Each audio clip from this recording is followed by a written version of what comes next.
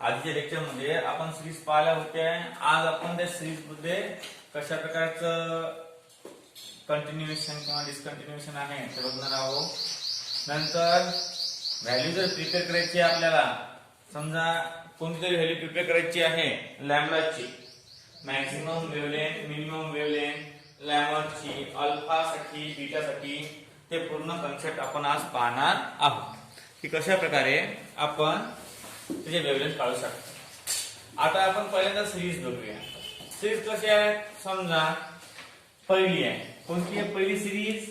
Lambda series. Lambda series. लॅम्बडाचं spelling काय आहे? LYMN. लॅमन. लॅमन सिरीज मध्ये काय असते लक्ष द्या. n1 इक्वल टू काय असते रे? n1 इक्वल टू 1 आणि n2 equal to 1 2 2 3 4 so on up to infinity. नंतर दोन नंबर कोणते आहे? ब्राह्मण सिरीज. आता ब्राह्मण सिरीज मध्ये काय असते? n1 2 आणि n2 3 4 5 6 आणि सो ऑन अप टू नाही होणे दो. पहा नंबर 3 कोणता आहे? पाश्चन सिरीज. पाश्चन सिरीज मध्ये काय असते रे? n1 इक्वल टू 3 आणि n2 equal to 4 5 6 up to infinity. नंतर 4 नंबर कोणता आहे रे? Bracket series. आता ब्रॅकेट सिरीज मध्ये कसं आहे? n1 इक्वल टू काय असते? 4 आणि n2 इक्वल टू 5 6 आणि so on up to infinity. नंतर 5 नंबर सिरीज कोणती आहे? फंड म्हणजे PFUNDS फंड्स सिरीज. ही मोठा कळवा आहे ना, लढित तो. पहा n1 इक्वल टू 5 आणि n2 equal to 6 7 up to infinity. जमलं. आणि 6 नंबरची आहे कोणती आहे? हम्पी. हम्पी आहे की हम्पी आहे काय माहिती सिरीज किंवा हम्प्रास सिरीज असे काहींचं नाव आहे ते. त्या सिरीज मध्ये काय आहे बरोबर? n1 इक्वल टू काय असते? 6 आणि n2 इक्वल टू 7 8 आणि so on up to infinity. अशा प्रकारचे आपण किती सिरीज बघितल्या होत्या? 6 सिरीज बघितल्या होत्या. तुमच्या बुक मध्ये फक्त 5 सिरीज आहेत त्या. आता आपण जो महत्वाचा पॉइंट बघणार आहोत तो आहे आपला वेव्हलेंथचा.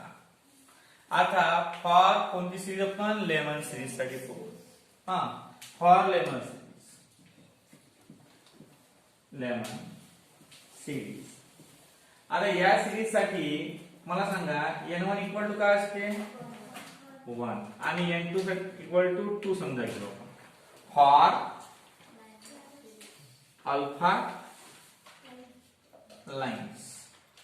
अल्फा लाइन साठी लॅमन सिरीज मध्ये n2 इक्वल टू काय असते? 2 आहे ना. मग देअरफॉर आपल्याला रेडबर्गचा फॉर्म्युला माहित आहे. रेडबर्गचा फॉर्म्युला काय आहे?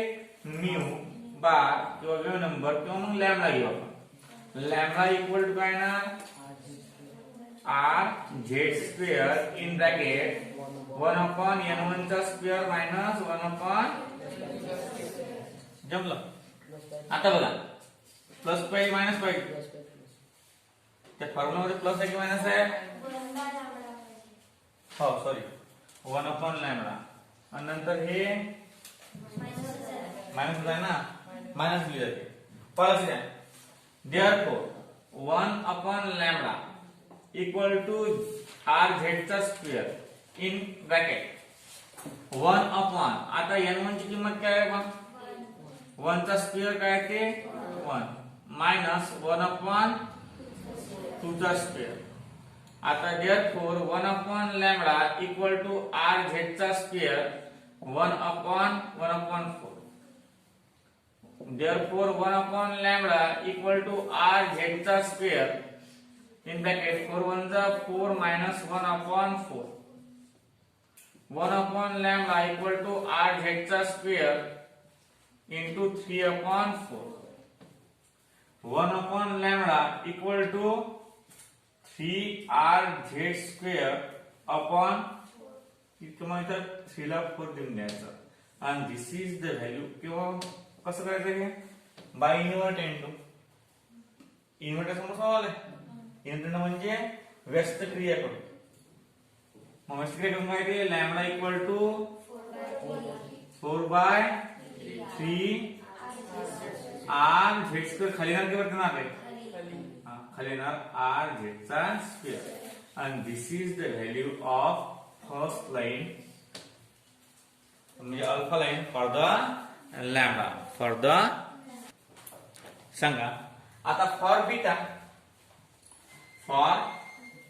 बीटा लाइन्स काय ना सांगा बरं बीटा लाइन साठी n1 इक्वल टू 1 हा तर इनिशियल आहे नंतर n2 equal to 3 therefore by Rydberg's formula काय आपला 1 upon lambda equal to rz चा square in bracket 1 upon n1 चा स्क्वेअर minus 1 upon n2 चा square therefore 1 upon lambda equal to rz चा स्क्वेअर इन ब्रॅकेट 1 upon 1 चा square minus 1 upon 3 चा square 1 upon lambda equal to rz चा square 1 upon 1 म्हणजे 1 आहे ना 1 minus 1 by 9 cross multiplication करायचं 1 upon lambda equal to rz चा square 9 minus 1 म्हणजे 8 8 upon 9 म्हणजे therefore 1 upon lambda equal to rz चा स्क्वेअर into 8 rz चा स्क्वेअर upon 9 by invert into lambda equal to काय ना 9 अपॉन 8 rz चा square and this is for the beta line this is for the beta line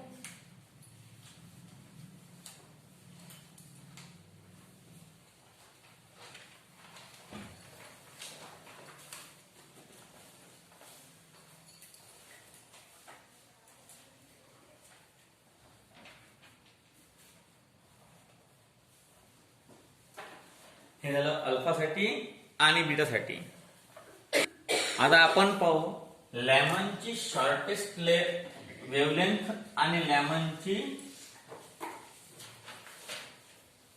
maximum wavelength या दोन कॉन्सेप्टवर आपल्याला इकडे पाहायचं आहे लॅमन साठी शॉर्टेस्ट वेवलेंथ काढायची आहे तर लॅमन साठी शॉर्टेस्ट वेवलेंथ काढायची असेल आपल्याला तर आपल्याला n1 तर फिक्सच असते लॅमन साठी n2 ची व्हॅल्यू काय घ्यायला लागेल ज्या वेळेस शॉर्टेस्ट लेंथ काढायची आहे त्यावेळेस n2 ची व्हॅल्यू काय घ्यायला लागेल n2 ची व्हॅल्यू काय लागेल नाही n2 ची व्हॅल्यू 2 साठी एकदम मिनिमम व्हॅल्यू आहे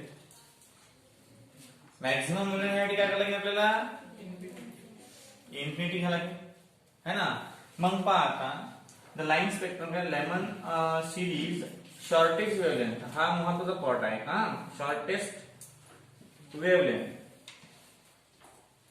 आपल्याला जर काढायची आहे काय लेमन सिरीजची शॉर्टेस्ट वेवलेंथ तर आपण काय करू आपण n1 इक्वल टू फिक्स आहे आपला 1 आणि n2 काय घेऊ आपण इन्फिनिटी का बरं वेवलेंथ जेवढी जास्त होईल म्हणजे तेवढेच रे जास्त होती है ना म्हणजे आपण पहिल्यांदा हे घेणार हे शॉर्ट वेवलेंथ आहे हे बिग त्याच्या बिग मग सर्वात मोठी कोणती आहे इन्फिनिटी मग ते घेऊ आपण मग ते घेतल्यावर आपली शॉर्टेस्ट वेवलेंथ कोणती येते ते आपल्याला पाहायची आहे मग बघा आता अप्लाइंग रेडबर्ग फॉर्म्युला याला जर आपण रेडबर्ग फॉर्म्युला अप्लाय केला तर रेडबर्ग फॉर्म्युला काय म्हणते 1 अपॉन लॅम्बडा मॅक्स आहे ना इक्वल टू लॅम्बडा मॅक्स काय शॉर्टेस्ट म्हणजे मीन है ना. तसे आपल्याला चेंज जो करायचा असतो आपण काय करतो, डेल्टा ई एनर्जी डिफरन्स काय असते, energy difference SC upon lambda. मग इथे जर आपल्याला काय करायचं असेल, मिनिमम काढायचा असेल तर आपल्याला एनर्जी डिफरन्स काय लागेल, दिक घ्यायला लागेल. एनर्जी डिफरन्स काय आहे आपल्याला, दिक. सी तर घेऊन नाही आपल्याला, सी कॉन्स्टंट आहे, याची कॉन्स्टंट आहे. ज्यावेळेस आपल्याला हा मीन काढायचा आहे त्यावेळेस एनर्जी डिफरन्स आपल्याला जास्त घ्यावा लागतो. म्हणून ते आपण काय घेतलं, n2 equal to infinity. Energy difference काय घेतला, जास्त घेतला. कारण n1 मीन एनर्जी डिफरन्स आणि n2 थोडासा जास्त आहे, परंतु n इन्फिनिटी एनर्जी गॅप. कोणता एनर्जी गॅप म्हटलं, काय म्हणतात, energy gap. The energy gap between n1 आणि n इन्फिनिटी किती आहे, खूप मोठा आहे. मग जेवढा गॅप जास्त तेवढी वेव्हलेंथ कमी, जेवढा गॅप कमी तेवढी वेव्हलेंथ जास्त. मग आता आपल्याला म्हणून आपण काय घेतलं, इथं आपण n2 च्या ठिकाणी इन्फिनिटी घेतलं. का बरं, एनर्जी गॅप जास्त झाला पाहिजे म्हणून. मग बघा आता 1 अपॉन लॅम्बडा मिनिमम काय ते, आर झेड चा स्क्वेअर, नंतर in bracket 1 upon n1 square minus 1 upon, लक्ष द्या, इक्वल टू आर झेड चा स्क्वेअर 1 अपॉन n1 चा स्क्वेअर म्हणजे 1. हा तो 1 आहे. म्हणजे फॉर्म्युला नवीन जर आपल्याला करायचा असला, for Lyman series the formula of the new formula of the Rydberg काय ना, 1 upon lambda equal to R Z चा square in bracket 1 minus 1 upon n2 square असं लिहू शकतो आपण. किंवा मग R Z n2 square minus 1 upon, आणि लॅम्बडा साठी काय घेऊन, लॅम्बडा साठी अलग घेऊन काही अलग, हे होईल ना एक्सचेंज, हे एक्सचेंज होईल, हे बी एक्सचेंज होईल. मग काय ना, lambda equal to 1 upon R Z square n2 square upon n2 square minus 1. म्हणजे हा सुद्धा त्या लॅमन साठी आपल्याला चालतो, हा फॉर्म्युला सुद्धा काय असतो, लॅमन साठी चालतो. बघा पहिले आपण शॉर्टेस्ट व्हॅल्यू काढायची. मग काय येणार, 1 minus 1 upon infinity square infinity. आता तुम्हाला माहिती आहे 1 अपॉन इन्फिनिटी व्हॅल्यू काय असते, 0. काय असते, 0. म्हणजे इक्वल टू काय ना, आर झेड चा स्क्वेअर 1 मायनस 0. म्हणजे काय ना, फक्त आर झेड चा स्क्वेअर म्हणजे 1 अपॉन लॅम्बडा मीन. मीन की मॅक्स रे, मीन. मग लॅम्बडा मीन काय ना, 1 अपॉन आर झेड चा square. This is our minimum wavelength for the Lyman series. आता आपण पुढचा पाहणार आहोत, मॅक्झिमम वेवलेंथ.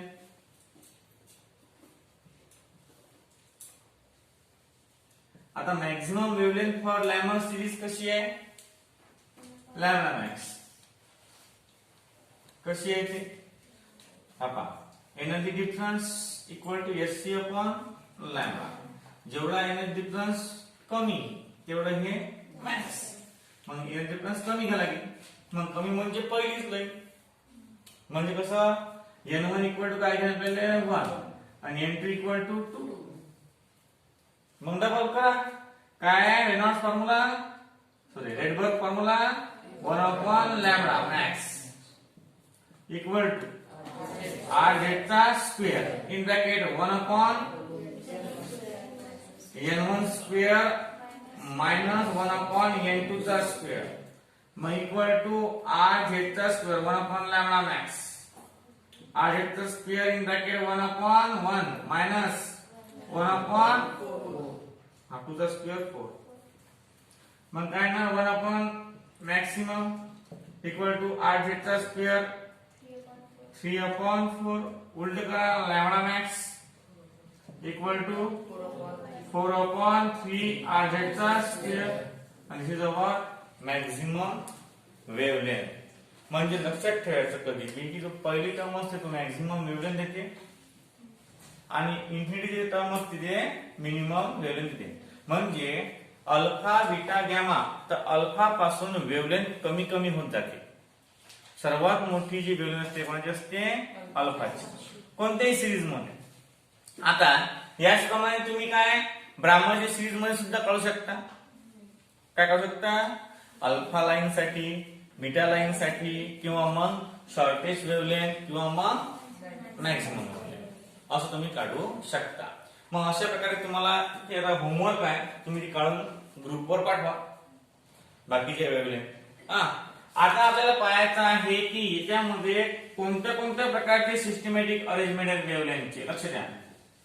आता ज्या वेळेस तुम्हाला माहिती की जे पहिली सिरीज आहे ती बिग म्हणजे मॅक्झिमम वेव्हलेंथ दाखवते, तर हे काय आहे की याच्यामध्ये यांनी एक न्यू कॉन्सेप्ट दिलेला आहे सांगून. कसा?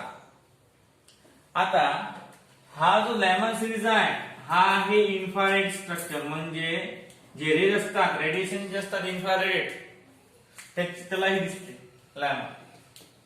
आपल्या कामाची कोणती आहे? ब्राह्मण. व्हिजिबल दाखवते. काय दाखवते? व्हिजिबल. नंतर हे रेअरर इन्फ्रारेड आणि हे बाकीचे दिसत नाही. बाकीचे बी दिसत नाही. फक्त कोणती आहे? आणि तुम्हाला it is applicable for the hydrogen atom only किंवा हायड्रोजन लाईक ऍटम ओनली. कारण आपण जे पाहून राहिलो आतापर्यंत, काय पाहून राहिलो आपण? आतापर्यंत काय पाहून राहिलो आपण? Hydrogen spectrum.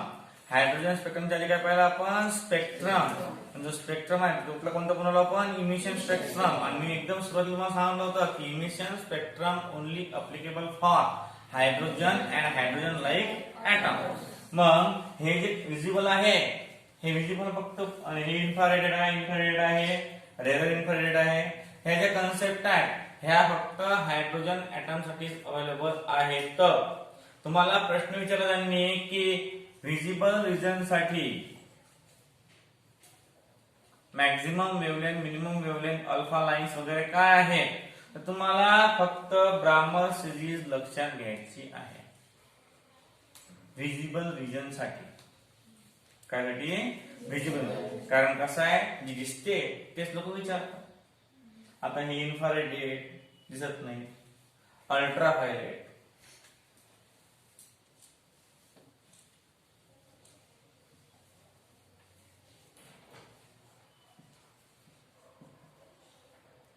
UV असं आहे. चुकलं तर माझं. अल्ट्रा व्हायलेट कोण दाखवते? लॅमा. व्हिजिबल कोण दाखवते? ब्राह्मण. आणि IR म्हणजे इन्फ्रारेड कोण दाखवते? आणि रेअर इन्फ्रारेड कोण दाखवते? कॉन्स्टंट. आता तुम्हाला फक्त लक्षात काय ठेवायचं आपल्याला? ब्राह्मण सिरीज. का बरं? ते आपल्याला दिसते की व्हिजिबल रेडिएशन कसं दाखवतं. मग ब्राह्मण सिरीज साठी पूर्ण करायचं. मग तुम्हाला म्हटलं की what is the possibility to the visible hydrogen spectrum. तुम्हाला या पाचही सिरीज घ्यायला लागतील नाही. तुम्हाला फक्त काय घ्यायला लागेल? ब्राह्मण सिरीज. काय घ्यायला लागतं तुम्हाला? फक्त ब्राह्मण सिरीज मध्ये कशा प्रकारचं वेव्हलेंथ आहे, काय आहे, मग ते आपल्याला कळायचं लागेल. आपण आतापर्यंत काय काढलं? लॅमर काढलं. आता काय काढायला लागले? ब्राह्मण. तुम्हाला ब्राह्मण काढून देतो. का बरं? कारण व्हिजिबल रेटेड आहे. मग आता रेनॉल्ड फॉर्म्युला फॉर ब्राह्मण सिरीज. आता ब्राह्मण सिरीज साठी काय असणार आहे बा? ब्राह्मण सिरीज साठी काय? N1 इक्वल टू काय असते? 2 असते. आणि N2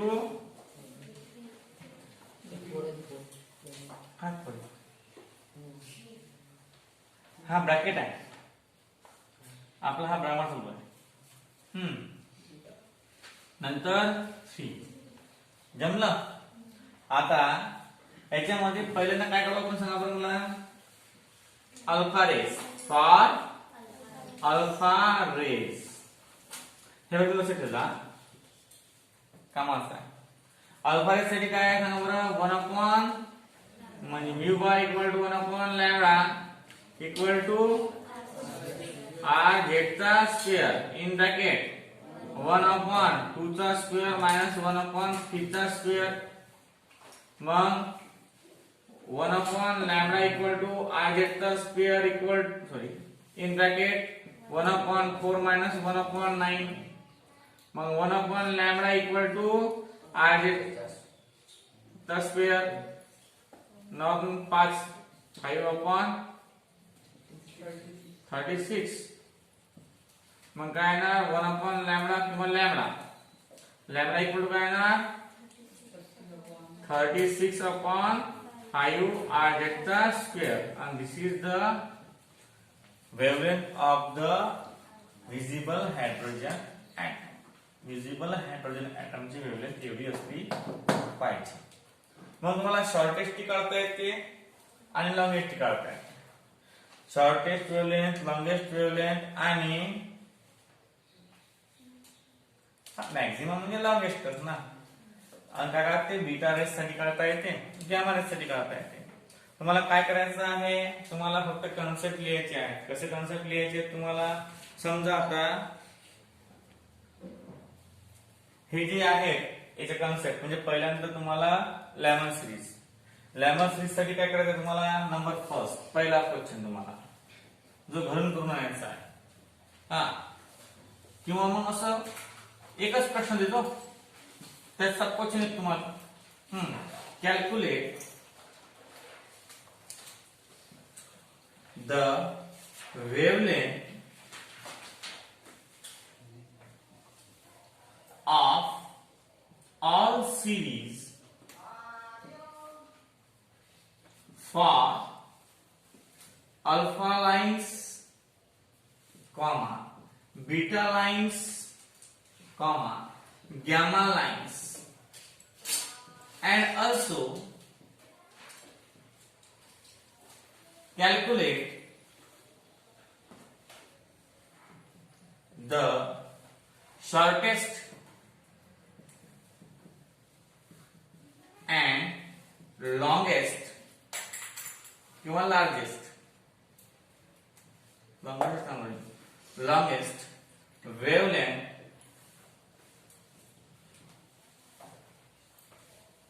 for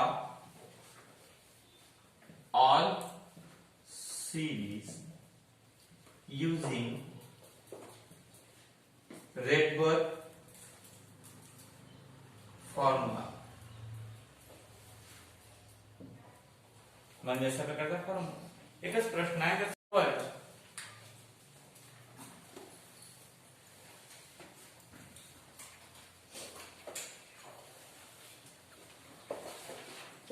मारून लक्ष द्या, आपण स्पेक्ट्रम स्टार्ट केलं होतं. काय स्टार्ट केलं होतं आपण, स्पेक्ट्रम मध्ये आपण दोन प्रकार पाहिले होते. पहिला कोणकोणते प्रकार पाहिले, दोन. नंबर फर्स्ट कोणते पाहिले ते, number first absorb, number second. आता ऍब्झॉर्ब मध्ये काय पाहतो आपण, ऍब्झॉर्ब मध्ये इमिशन ऍब्झॉर्ब करतात कोण, जो पार्टिकल ठेवलेला असतो. पार्टिकलनं इमिशन ऍब्झॉर्ब केल्यावर जे ऍब्झॉर्ब करतात लाईट, त्या ठिकाणी स्क्रीनवर किंवा फोटोग्राफिक प्लेटवर अशी ब्लॅक पट्टी येते आणि बाकी कलर त्याच्या तसे, त्याला म्हणतो आपण ऍब्झॉर्ब. नंतर आपण 2 नंबरला पाहिला होता इमिशन. इमिशन मध्ये काय होते, इमिशन मध्ये बॅकग्राऊंड काय असते, ब्लॅक, आणि लाईन्स काय असतात किंवा रेज पण कलर. याच्यामध्ये काय असते, लाईन्स ब्लॅक, बॅकग्राऊंड कलर. उलट आहे. म्हणून आपण या दोघांना एकामेकांना काय म्हटलं होतं, फोटो निगेटिव्ह म्हटलं होतं. काय म्हटलं होतं आपण या दोघांना, फोटो निगेटिव्ह म्हटलं होतं. नंतर मग आपण इमिशनचे अजून 2 टाईप पाळले होते. एक होता डिस्कंटिन्युअस, एक होता कंटिन्युअस. कंटिन्युअस म्हणजे की जिच्यापासून आपण काय करू शकत नाही, अलग अलग कलर काढू शकत नाही. एक्झाम्पल रेनबो दिलं मी तुम्हाला. रेनबो मध्ये तुम्हाला हे सांगता येत नाही की हा कलर या पॉइंट पासून चेंज झाला. तुम्हाला फक्त रिजन सांगता येईल पण एक्झॅक्टली पॉइंट सांगता येणार नाही. त्याला म्हणतो आपण कंटिन्युअस. डिस्कंटिन्युअस म्हणजे काय होते, डिस्कंटिन्युअस म्हणजे तुम्हाला डिफरन्शिएट करता येते. कलर डिफरन्शिएट करता येते तुम्हाला कंटिन्युअस मध्ये आणि कलर डिफरन्शिएट करत तुम्हाला डिस्कंटिन्युअस मध्ये. कंटिन्युअसचे अजून दोन टाइप्स पडतात. एक आहे बँड, सॉरी डिस्कंटिन्युअसचे अजून दोन टाइप पडतात. एक आहे बँड आणि एक आहे लाईन. बँड मध्ये मॉलिक्युल्स प्रेझेंट असतात आणि ते बँड दाखवतात. बँड म्हणजे पट्टा. आणि जो आपला लाईन असतो तो ऍटम दाखवतो. काय दाखवते? ऍटम. मग आपल्याला काय पाहायचं आहे? Hydrogen spectrum. मग हायड्रोजन ऍटम आहे की मॉलिक्युल आहे? ऍटम आहे.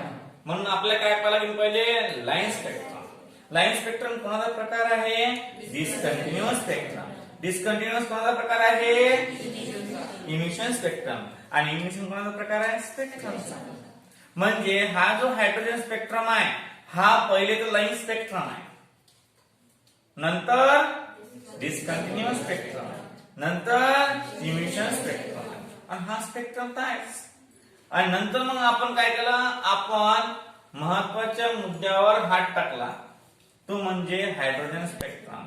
हायड्रोजन स्पेक्ट्रम समजून घेण्यासाठी आपण रेडबर्गचा फॉर्म्युला आणला. आपण काय केलं? इलेक्ट्रॉनला लोअर एनर्जी स्टेट करून हायर नेलं, हायरवरून खाली आणलं आणि त्यामध्ये वेव्हलेंथ कशा चेंज होतात ते सुद्धा सांगतो तुम्हाला with the help of diagram. नंतर मग आपण या सिरीज बद्दल पाहिलं. पहिली सिरीज पाहिली आपण की ज्याचा स्टार्टिंग पॉइंट जो आहे तो स्टार्टिंग पॉइंट n = 1 असते, बाकी सगळे बदलत राहतात म्हणजे 1 फिक्स असते. n1 फिक्स असते, बाकी सगळे बदलत राहतात अप टू इन्फिनिटी. नंतर 2 नंबरची ब्राह्मण सिरीज पाहिली आपण. ब्राह्मण सिरीज मध्ये काय बघितलं आपण की जे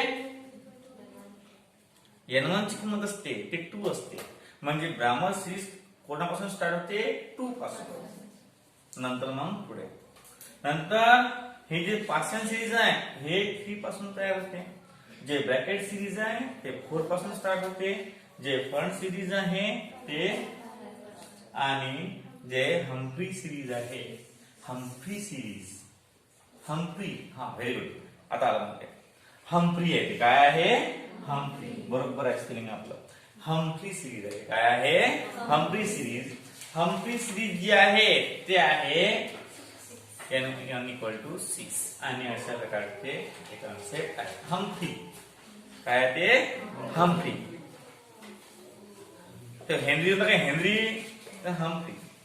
काय? हम्फ्री. Humphry series. मग आता n1 = 6 आणि n2 हे चेंज होत राहतात. नंतर मग आपण कशाला लावतो की बा जी पहिली लाईन आहे लॅमनची, दुसरी लाईन आहे, तिसरी लाईन आहे, मग नाव कसे द्यायचे? मग आपण ग्रीक लेटर यूज केले होते. जी पहिली लाईन होती त्याला आपण अल्फा म्हटलं होतं, दुसरी लाईन होती त्याला आपण बीटा म्हटलं होतं, तिसरी लाईन होती त्याला आपण गॅमा म्हटलं होतं, चौथी लाईन होती आपण त्याला डेल्टा म्हटलं होतं, नंतर इटा, थिटा, अशा प्रकारे.